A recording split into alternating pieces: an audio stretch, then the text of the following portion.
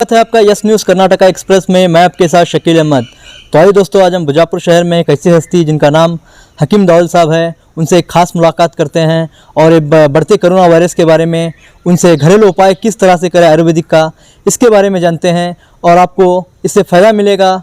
इसलिए इस उम्मीद में हम हकीम साहब से और अच्छे से अच्छा फ़ायदा मिले जैसी आयुर्वेदिक की दवा बताएं, यही कोशिश करते हैं। आइए दोस्तों, हकीम साहब से जानते हैं।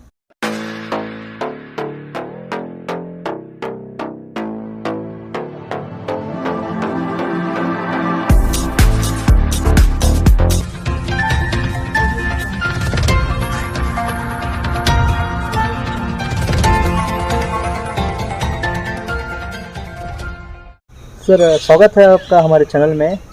तो इससे पहले आपने जो जानकारी दी उससे काफ़ी लोगों ने बहुत पसंद किया है सर। अभी जो मतलब ये महामारी चल रही है सर, ये थमने के बजाय बढ़ती ही जा रही है सर, तो इसके बारे में आप बताइए हमारे दर्शकों को। सभी चैनल के माध्यम से सभी देशवासियों का हार्दिक स्वागत करता हूं। सबका शुक्रिया अदा करके मैं जानकारी देने की कोशिश करता हूं। तो आपका सवाल और लोगों का सवाल बिल्कुल वाज़ेह है। तो देखिए, इसके पहलू को समझने के लिए थोड़ा सा हमें रिवर्स जाना पड़ेगा। मिसाल के तौर पे ये महामारी की हमारे देश में एक आपदा है, यानी एक कुदरत का कहर है। मैं तो यही कहूँगा कि कुदरत का कहर है। अगर ये कुदरत का कहर नहीं होता तो डॉक्टरों के बस में ये होता और डॉक्टर इस पर काबू पा लेते। महामारी उसी को कहते हैं कि किसी के बस में नहीं होता, क्योंकि वो कुदरत की तरफ से निज़ाम चलता है। तो कुदरत की तरफ से ये आपदा क्यों आई, ये भी सोचना बहुत ज़रूरी है। तो जब भी इस धरती पर अहंकार और अत्याचार बढ़ता है, तब कुदरत का जो है प्रकोप उस धरती पर जो है शुरू होता है। तब उस कुदरत के प्रकोप में या फिर कुदरत के कहर में जो है अच्छे भी इससे क्या है, इस चपेट में आ जाते हैं। और एक बात हमने गौर फिक्र की होगी तो पता चलेगा कि इसमें मेरा तेरा कुछ नहीं रहता है।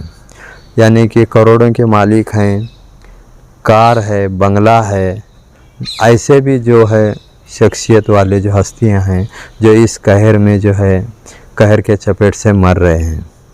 तो यहाँ सोचने वाली बात यही है कि कुदरत के कहर में जो है गाड़ी, बंगला, करोड़ों की आस्ती कुछ काम नहीं आने वाली।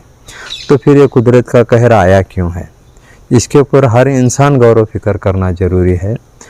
तो अहंकार और अत्याचार जब इंसान में बढ़ता है और इंसानियत ख़त्म होने लगती है, तभी कुदरत का कहर शुरू हो जाता है। इसलिए हर इंसान को फ़िक्र करना चाहिए कि मैं बड़ा या फिर मैं जो बोल रहा हूँ वही सही है। इसी को हम अहंकार कहते हैं। और किसी की नहीं सुनना, किसी पर ज़्यादती करना, इसी को हम अत्याचार कहते हैं। तो आज हम हिंदुस्तान में देख रहे हैं कि हिंदू मुस्लिम के नाम पे जो है फसाद किया जा रहा है और लोगों को जो है उसमें यातनाएं दी जा रही थी। तो ये सब जब देखते हुए कुदरत को जो है, कुदरत की जो इंसाफ होता है, तो वो भले देर से होता है लेकिन कुदरत अपना इंसाफ करती है और कहर ढाती ज़रूर है। इसलिए मैं लोगों को यही पैगाम देना चाहता हूँ कि चाहे हिंदू हो, मुसलमान हो, सिख हो, ईसाई हो, कोई भी हो, अगर किसी के पास इंसानियत नहीं है तो वो मज़हब का कोई वैल्यू नहीं है। मज़हब से बढ़कर होता है इंसानियत, और जिसके पास इंसानियत है वही इंसान है, वरना हैवान और इंसान में कोई फ़र्क नहीं है। तो ये अत्याचार से जब तक ये अत्याचार जारी है, जब तक ये अहंकार जारी है, तब तक ये कुदरत का प्रकोप थमने वाला नहीं है। ये मैं पैगाम लोगों को देना चाहता हूँ। सर, आप कह रहे हैं कि मतलब कुदरत नाराज़ है। जी बिल्कुल, आपका मानना है कि कुदरत नाराज़, तो लेकिन इससे लोग बचें कैसे? बचे कैसे? देखिए, हाँ देखिए, कुदरत का कहर जो है, यानी कुदरत ऐसा नहीं करती है कि यानी बेवजह मासूम लोगों की भी जान लेती है, ऐसा नहीं है। लेकिन कुछ लोगों को इसका तकलीफ़ ज़रूर होती है। लेकिन कुदरत के प्रकोप में वही लोग आते हैं जो अहंकारी हैं, जो अत्याचारी हैं। नहीं, आप कह रहे हैं कि अहंकारी लोग, अत्याचारी लोग, हम तो देख रहे हैं कि गरीब लोग भी इसमें इसकी कहर में आ रहे हैं। काफ़ी सारे लोग जो सिविल हॉस्पिटल जाने के बाद उन्हें बेड भी नहीं मिल रहा है सर। नहीं, मैं वही कह रहा हूँ कि कुदरत के कहर में, यानी कि हम एक आम ज़ुबान में एक मिसाल सुनी होगी कि सूखे के साथ गीला भी जलता है। तो वैसा तकलीफ़ तो सबको होगी ही, क्योंकि कुदरत के प्रकोप में, यानी कि एक मान लो आंधी चल रही है, तो आंधी चलते हुए आंधी ये नहीं देखती है कि मुझे किसको किसको लपेट के ले जाना है, तो उसमें कुछ लोगों को तकलीफ़ तो होगी ही। लेकिन पैगाम मैं यही देना चाह रहा हूँ कि हर मानव जाति के लिए एक सबक है ये इंसान, यानी कि प्रकृति का जो एक कहर है, ये तमाम मानव जाति के लिए एक सबक है कि इंसानियत से बढ़कर कोई धर्म नहीं है, इंसानियत से बढ़कर कोई मज़हब नहीं है। ये इंसान जब भूला है तभी ये तकलीफ़ उसको सहना पड़ रहा है।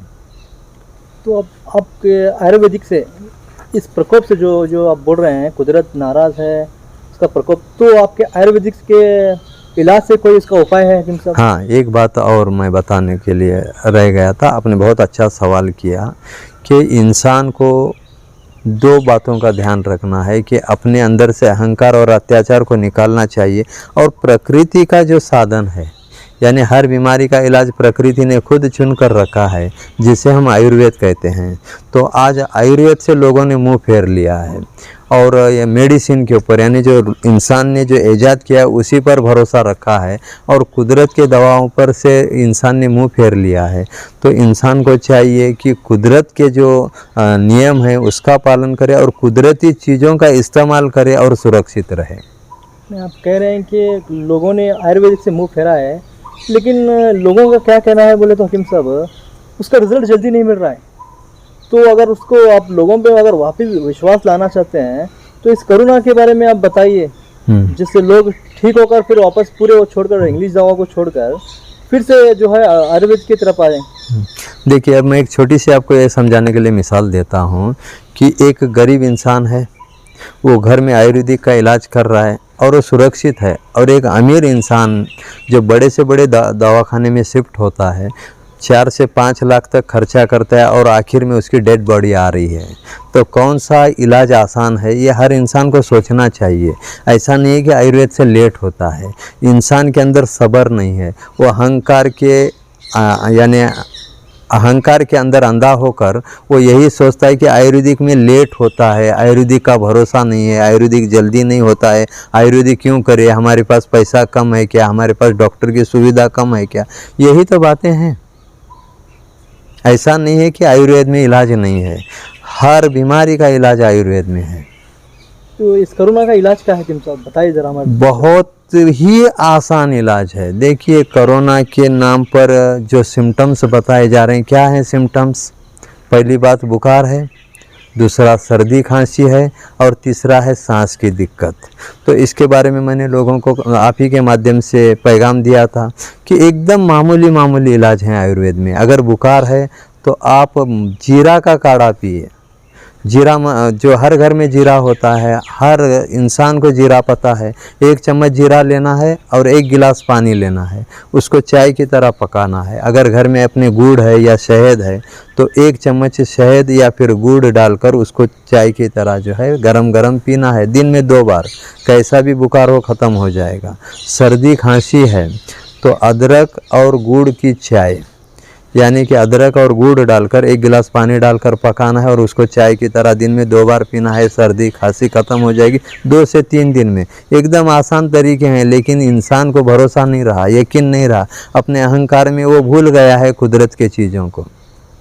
तो ये अब जो सांस का बोले, सांस का आप नहीं बोले, इस सांस के लिए क्या करना? जो हाँ, सांस के लिए भी, हाँ, तो सांस के लिए भी मैंने बताया था कि विक्स का या बाम का स्टीम लें, यानी भाप लें, या फिर सांस को जो प्रैक्टिस करे कि ज़ोर से सांस लेना। मैंने पिछले न्यूज़ में आपके न्यूज़ के माध्यम से बताया था लोगों को कि रिलैक्स होकर बैठना है पेशेंट को, या फिर पेशेंट का जो भी है साथ वाला, जिसको जानकारी मेरे माध्यम से पहुंची है, वो पेशेंट को रिलैक्स करके बिठाना है और उसको कहना है कि भाई तू तवज्जो देकर सांस को कंसंट्रेशन करके ज़ोर ज़ोर से सांस ले और छोड़। अगर ऐसा वो 5 मिनट करेगा तो उसका पल्स रेट धीरे धीरे नॉर्मल हो जाएगा। और उसके साथ साथ उसको भाप देना चाहिए, भाप देने से भी उसका पल्स रेट नॉर्मल होता है। और अगर उसको जरासीम का खतरा है या उसको वायरस का अटैक हुआ है तो भाप से वायरस ख़त्म हो जाते हैं।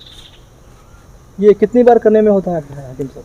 दिन में भाप लेने की जो सिस्टम है 1 से 2 बार सिर्फ करना है, ज़्यादा करने की ज़रूरत नहीं है। और सांस की प्रक्रिया करने के लिए भी 1 या 2 बार ही करना है। और एक हकीम साहब, हमारे माध्यम में एक कई दर्शकों ने कमेंट भी किए, आप देखे होंगे कि लोग बोल रहे थे सांस की ऑलरेडी दिक्कत है तो सांस कैसे ले बोल के भी एक सवाल आया था। तो इसके बारे में आपसे जानना था। देखिए, मैंने बताया ये तरीका, तो एक का कमेंट मैंने भी गौर किया था कि अगर उसको ऑलरेडी तकलीफ़ हो रही है तो वो तकलीफ़ में सांस कैसे लेगा। देखिए, तकलीफ़ हो रही है तो उसको मान लो हॉस्पिटल में गए और उसको वेंटिलेशन पे ऑक्सीजन लगाया, तो क्या उसको तुरंत वहाँ रिलीफ मिलती है? थोड़ी सी तकलीफ वहीं भी तो उसको सहना पड़ेगी।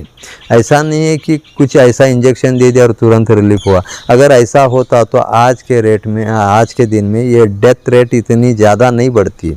तो तकलीफ़ के लिए थोड़ा सा तो बर्दाश्त करना ही पड़ेगा। अब सांस की प्रैक्टिस होने तक उसको थोड़ी दिक्कत तो होगी, लेकिन उस दिक्कत में भी अगर वो करता है तो वो कामयाब होगा।